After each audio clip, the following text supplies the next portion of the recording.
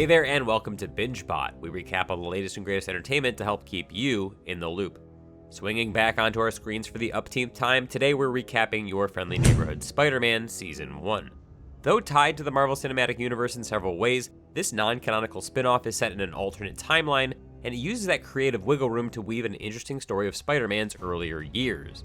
As always, if you guys enjoy the video, share it with a friend or drop us a like, but for now, let's get right into our recap, starting with Episode 1, Amazing Fantasy. On the day of his high school orientation at the prestigious Midtown High in New York City, 15-year-old freshman Peter Parker wakes up late and he misses his train. Arriving to his rescue, his aunt, May Parker, offers him a ride.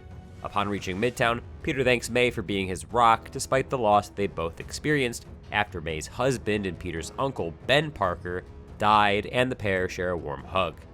Just as Peter exits the car, however, a strange portal opens up in the sky and a monstrous alien falls through, quickly followed by a powerful wizard named Dr. Stephen Strange. Where do you think you're going? Oh my gosh, it's some kind of magical wizard guy? While bystanders panic, Dr. Strange battles the alien, who belongs to the symbiote species called the Clintar. Unbeknownst to all, a peculiar spider also follows them through the portal. Distracted trying to prevent the school from being destroyed, Strange is thrown across a football field by the Clintar. Rampaging around, the Clintar nearly kills a young girl when Peter, in a moment of heroism, draws the alien's attention to himself instead, allowing Strange to get the drop on him. Tying up the alien, Strange praises Peter before dragging the Clintar back up through the portal. As Peter helps the shaken girl, Nico Minoru, stand up, the spider, which had been left behind, bites Peter, causing him to pass out. Months pass after this incident, and Peter, who's been gifted incredible superpowers thanks to the spider bite, fashions a costume for himself, and he assumes a secret identity, calling himself Spider-Man.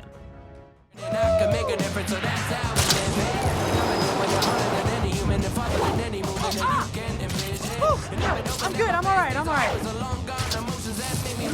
On his way to school, he spots a few delinquents chasing after a rich-looking teenager, and using his enhanced speed, strength, and agility, Peter makes quick work of them and binds them to a street lamp with his homemade spiderweb shooters.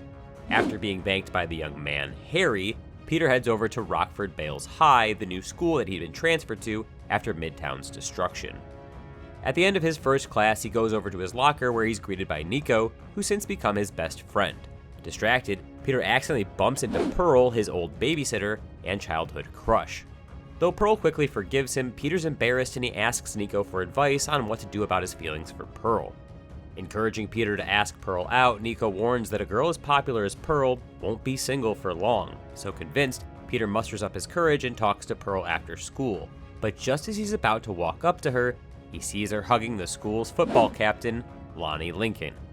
Devastated, Peter spends the next week complaining about Lonnie to Nico, but in an ironic twist, Lonnie asks to be teamed up for a class project with Peter after hearing Pearl praise Peter's intelligence. Though initially irked, Peter quickly warms up to Lonnie after the star quarterback demonstrates a charming personality and a surprising knack for science. Arriving home a bit late after doing some crime fighting, Peter finds May sitting next to a stranger.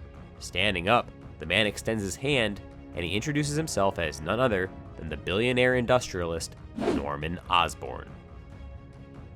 Episode 2, The Parker Luck.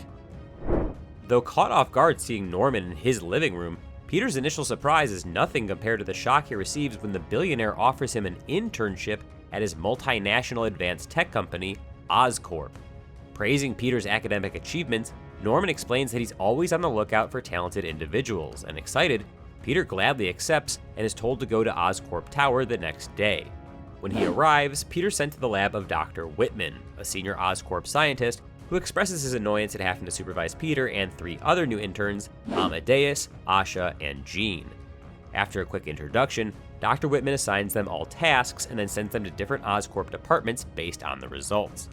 Calling Peter over, Whitman introduces him to Dr. Carla Connors, who works for Oscorp's Energy Research Division. Happy to work with the less prickly Dr. Connors, Peter's brought to a different lab, where he's tasked with helping develop a self-sustaining battery. After a productive work session, Peter, while on break with the other interns, sees a burning apartment building on the news, and excusing himself, He steps out into a secluded staircase, changes into his costume, and swings over to the scene. Upon arrival, he finds a man purposely setting fire to the place and he confronts him.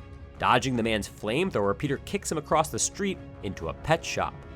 Forced to both fight the arsonist and save any animals in the store from the man's wrath, Peter eventually manages to crush the pyromaniac under a fish tank. However, before heading back to Oscorp, Peter notices a strange symbol with 2 O's on the man's flamethrower. Returning to the lab, Peter faces the furious Dr. Whitman, who admonishes him for disappearing.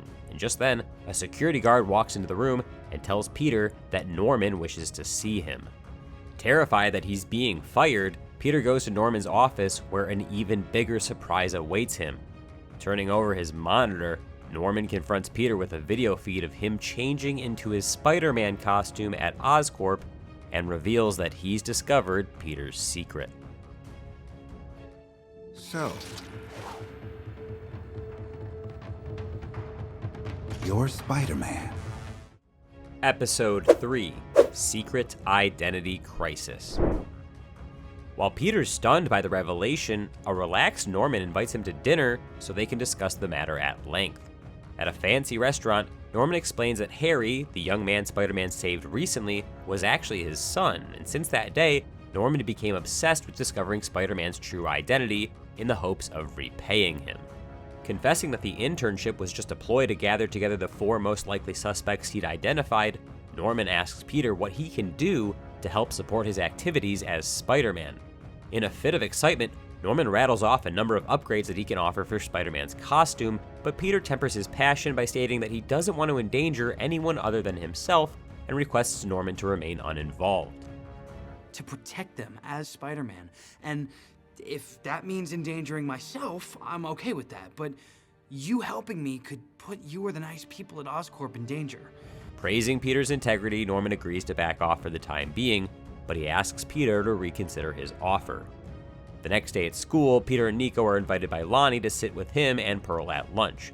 And just as they're about to dig in, Lonnie receives a call from his mom and asks Pearl to drive him home.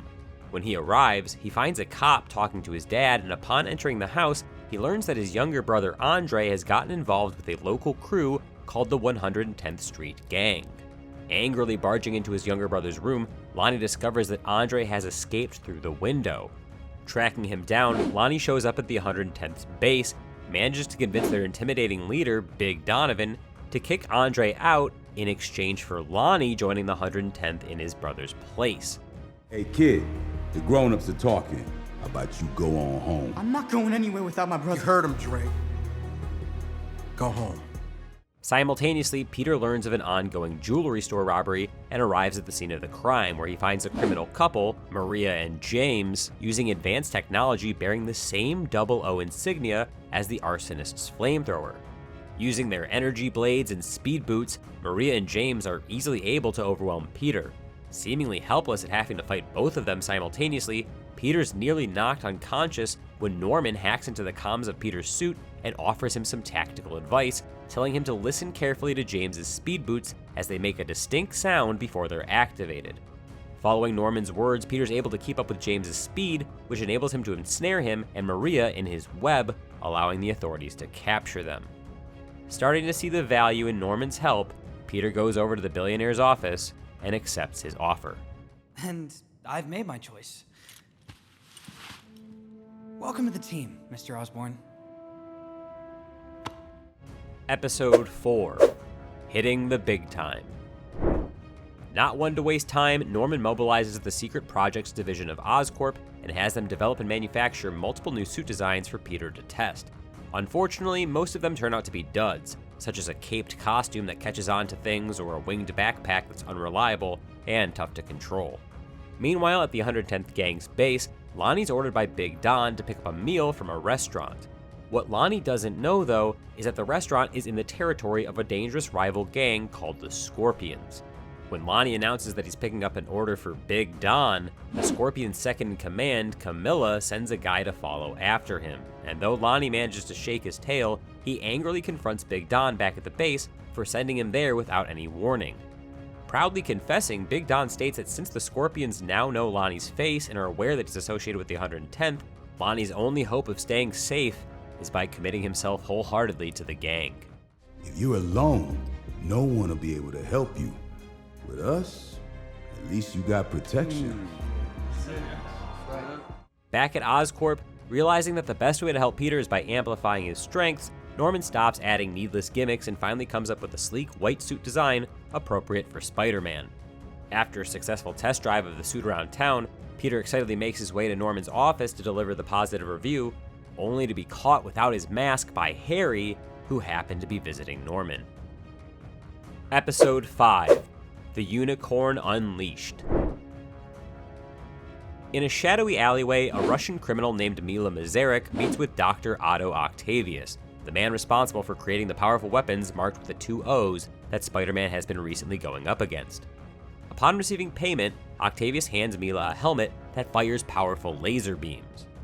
At Oscorp Tower the next morning, Norman decides that Harry should join Team Spider-Man. Though Peter is understandably wary of working with someone that he barely knows, Harry's delighted at the opportunity to help Spider-Man protect the city. Wanting to get into Peter's good graces, Harry offers to drive him to school in his fancy car, making Peter the talk of the school.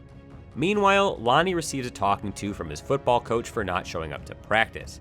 Not wishing to reveal the situation with the 110th, Lonnie tells the coach that he was going through some personal issues, but he promises to be punctual again. Unfortunately, Lonnie's forced to walk back on his word almost immediately, as Big Don tells him to come back to the hideout right away and even send some of his men to ensure that Lonnie complies. Led by Big Don, the 110th finally confront the Scorpions and their leader, Mac Gargan. Standing amidst the chaos of the gang fight, Lonnie's overwhelmed, but when he sees Gargan drop a knife and head for Big Don, he instinctively gets in the way, receiving a stab wound in the process. Fortunately though, the arrival of the police breaks up the fight, and Lonnie starts being treated like a hero at the 110th. We should call you Tombstone. Yeah, I can't lie. Kinda like it. While patrolling, Peter's informed about a jailbreak by Harry, and arriving at the prison, Peter finds Mila wreaking havoc with her helmet. Though initially there to free 3 of her criminal partners, the helmet makes Mila reckless as she decides to terrorize the cops instead of simply escaping. When Spider-Man arrives at the scene to battle Mila, 2 of her crew decide to quietly leave while one, Mikhail, remains behind, hoping to convince Mila to stop her rampage. Unfortunately for Mikhail, Mila decides to use Spider-Man's good nature against him by targeting Mikhail with the full force of her laser. Forced to protect Mikhail, Peter ends up tanking the blast with his own body. Angered that Mila put him at risk, Mikhail pulls her helmet off, finally allowing the injured Spider-Man to take her down. Episode 6: Duel with the Devil. Though things are looking up for Lonnie at the 110th, the opposite is happening for the rest of his life as he's expectedly kicked off the football team and placed on academic probation for all of his absences. While leaving school, he's confronted by Pearl, who asks that he explain himself, but still keeping the 110th a secret, Lonnie leaves Pearl's questions unanswered and walks away. Starting to get along well with Harry, Peter asks Nico if she'd be willing to hang out with the 2 of them later that day, and though unconvinced she'd have anything in common with a supposed pampered pretty boy like Harry, Nico agrees. While the 3 of them start a movie marathon, Peter gets a call from Norman. Attending a charity dinner, Norman's received a notification that someone's broken into his office and asks Peter to go take a look. Quickly coming up with an excuse for Nico, Peter rushes off to Oscorp Tower, where he finds Norman's security team knocked out. Heading up to the roof, Peter confronts another masked vigilante named Daredevil.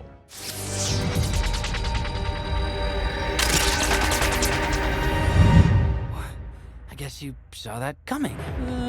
Not quite. The 2 battle it out, but Daredevil turns out to be the superior fighter, easily dodging Peter's attacks. Not wanting to seriously injure Spider-Man, Daredevil tries to explain that he's broken into Norman's office because the billionaire was hiding something very dangerous, and then knocks Peter out before making his escape.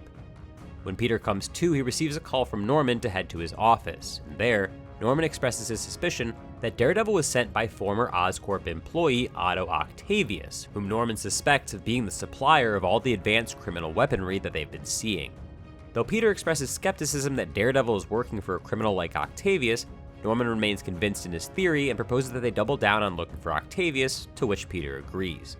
Finally returning home, Peter finds a very nervous Harry sitting next to an angry Nico. It becomes clear that during Peter's prolonged absence, Harry nervously attempted to make conversation with Nico, which led to him accidentally spilling the beans about Peter's secret identity.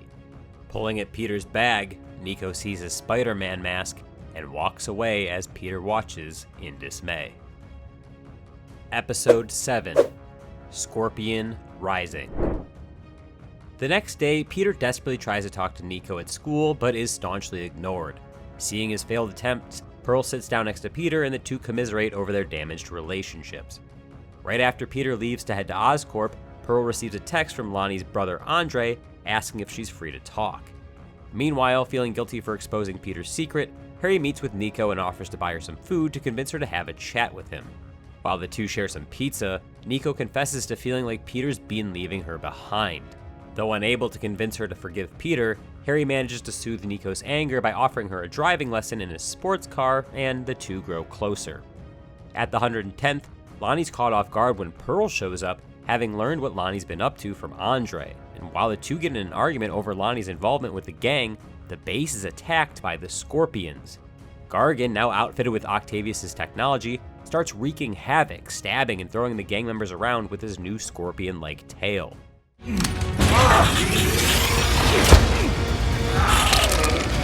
Now, to finish what we started. Having realized that Octavius' technology emits gamma radiation, Norman and Peter are able to track Gargan's location, allowing Spider-Man to arrive at the scene just in time to save Lonnie from being strangled.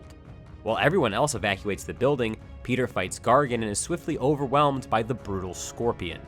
When he tries to wrap Gargan up in his webbing, Gargan overheats his Scorpion suit, which allows him to escape, but also permanently fuses the suit with his body. Already injured and having emptied out his web fluid, Peter's thrown around like a rag doll and finally stabbed through the back by Gargan.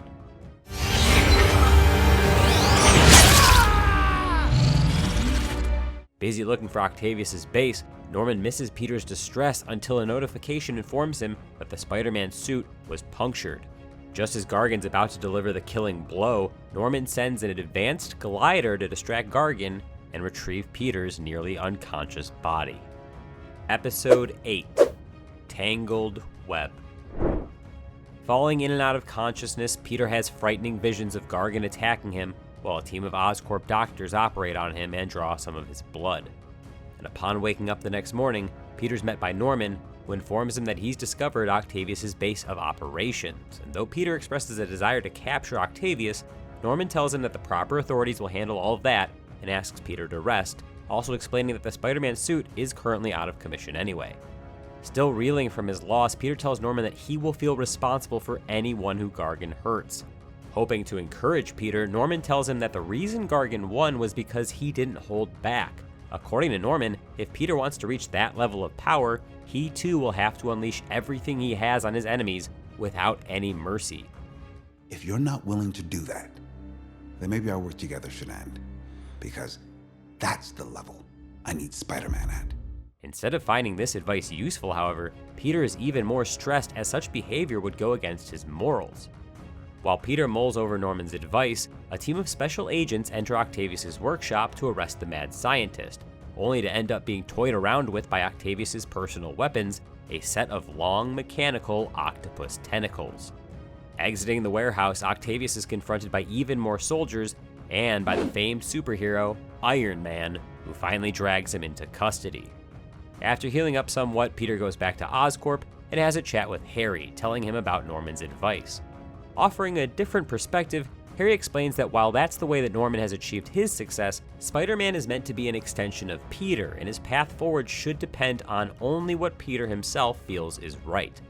At that moment, their police scanner picks up a report of a truck hijacking, and Harry reveals that he took the liberty of redesigning Peter's costume using inspirations from sketches that Peter himself had drawn. Unveiling a new red and blue Spider-Man suit, Harry smiles and encourages Peter to get back out there and do what he does best. Episode 9, Hero or Menace. Having been under relentless attacks from Gargan, Big Don decides to get his hands on some advanced weapons of his own. With a few of his men, including Lonnie, Big Don decides to hijack a convoy transporting Octavius' technology into Oscorp custody. Violently attacking the truck, the 110th scare the driver into flooring the pedal and the vehicle nearly hits Nico, who happened to be walking in the area. Arriving just in the nick of time, Spider-Man stops the truck with his bare hands, showing incredible strength and saving Nico's life. Not wanting her at risk, Peter picks up Nico and takes her some distance away from the action.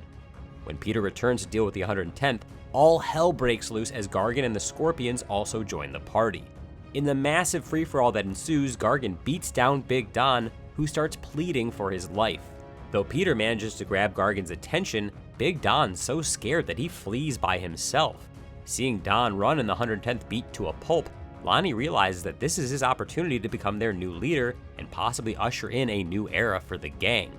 Giving his first order, Lonnie tells the gang to clear the path to the truck. Inside, he searches for some weapon to overturn the situation, but accidentally breaks a canister, leaking a mysterious gas. Breathing the stuff in, Lonnie falls to the floor in a fit of violent cough. Outside, Spider-Man battles with Gargan, and though he puts up a good fight, he's still unable to defeat him. Emerging from the truck, Lonnie decides to even the odds and help Spider-Man. A panicked Peter tells him to run, but Gargan gets to Lonnie first and tries to stab him, and to everyone's surprise, Lonnie grabs the Scorpion's tail and in a feat of superhuman strength, breaks off the tip. Clearly enhanced by the gas, Lonnie teams up with Spider-Man, and through flawless coordination, they run circles around Gargan, taking him down.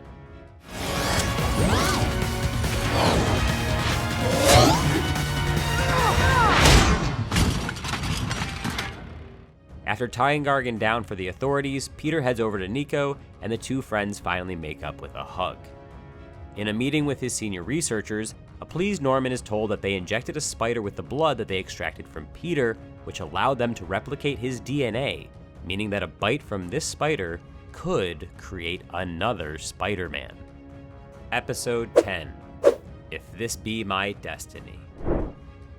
As the internship period at Oscorp comes to an end, Norman, who seemingly always has plans within plans, congratulates the interns for finishing their projects and brings them all to a secure lab at Oscorp. There, he introduces them to Project Monolith, an ambitious plan that combines all of their projects into one machine capable of opening up a wormhole. While the interns and even some of the scientists are caught off guard, having had no idea about the true scope of the project, Norman enthusiastically declares that the resources of the entire galaxy are now within their grasp and tells his team to activate the machine. Before they can, though, a portal opens up and Doctor Strange wades through. Having sensed what was about to happen, he explains that turning on Monolith will invite horrors that Norman can't imagine. But undeterred, Norman orders security to attack Strange and activates the machine. At first, everything appears to be fine and Norman gloats. However, a dark shape suddenly appears on the other side, and a Clintar, the same one that destroyed Midtown months ago, passes through. Ordering everyone to leave, Doctor Strange engages the alien. Everyone, including a gobsmacked Norman, escapes, but Peter changes into his Spider-Man costume to assist Strange. During their battle, the Clintar shoves Peter through a wall, on the other side of which are several experimental test animals. Alarmingly, the crash breaks a container, freeing the spider that's modified with Spider-Man's DNA. Unable to defeat the Clintar on his own, Strange asks Peter to reactivate Monolith so they can send the Clintar back. And to give Peter some time, Strange uses a mystical amulet to transport the Clintar into the past, ending up at Midtown High on the day of Peter's orientation. While Peter fixes the damaged Monolith, the spider also passes through Strange's time portal and ends up biting the past version of Peter during his first day at Midtown High. All of this means that, in a mind-bending way, it is Peter himself that ends up causing the past version of himself to obtain superpowers. By the time Strange pulls the Clintar out of the past, Peter opens up Monolith, and the two, through some great effort, push the vicious alien out. Unbeknownst to them, however, a tiny sliver of the Clintar is sliced off and remains in the lab. In the aftermath of this chaos, news of the disastrous Monolith project gets out, and Oscorp comes under heavy criticism. Having seen Norman's naked ambition and the harm it could cause, Peter loses faith in his mentor and decides to part ways. Back at Oscorp, a despondent Norman enters the lab with the trashed Monolith machine, and inspecting the place, he finds a small piece of the Clintar and appears intrigued, having clearly not learned his lesson.